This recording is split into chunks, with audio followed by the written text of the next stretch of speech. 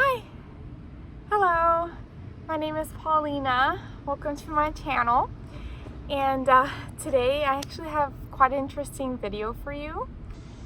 If you have not heard about Mercy Brown's graves, the vampire stories in Rhode Island, this is one of the most famous stories. This story is actually, it's something that happened in the past, and it was the cause of misunderstanding because of the lack of science.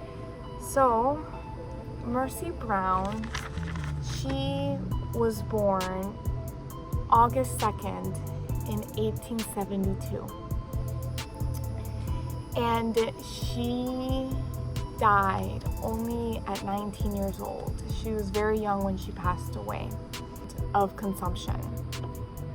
Consumption is tuberculosis, but back then that's what it was called, and it was actually discovered in 1882. But the thing is, with consumption, in the 19th century, consumption was not very well known. Mercy had a beautiful family. Mercy's parents were George and Mary Brown. Mercy had an older sister named Mary also, and a brother named Edwin. Mercy passed away from consumption, but so did her mom Mary and her older sister Mary.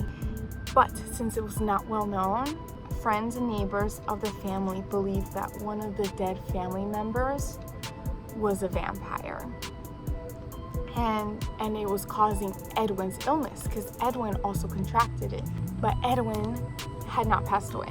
So the locals persuaded George Brown, which is her father, to exhume several of her family members' bodies. So basically, they were digging up the graves. When they dug up her mom and her older sister, the bodies exhibited a level of decomposition.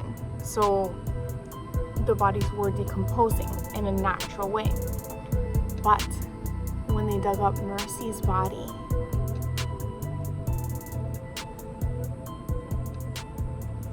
her body, her nails had grown, her hair had grown, and her body was not decomposing like a regular corpse would. And her heart still had blood. This frightened the locals very much. They definitely thought that she was a vampire. But the reason why her body was not decomposing at the same rate as her mom and her older sister was because the way they buried her, they had buried her in the winter months. And it was in this crypt. I'll show you the picture right here. And because the soil was so cold back then, it was basically a freezer. The way they buried her was different than the way they buried her siblings. The locals did not understand the science behind this. So they thought she was a vampire. They were very frightened. And they ripped out her heart and her liver and burned it on the stone. And with the ashes of the heart and the liver, they created a cocktail, and they believed that this cocktail would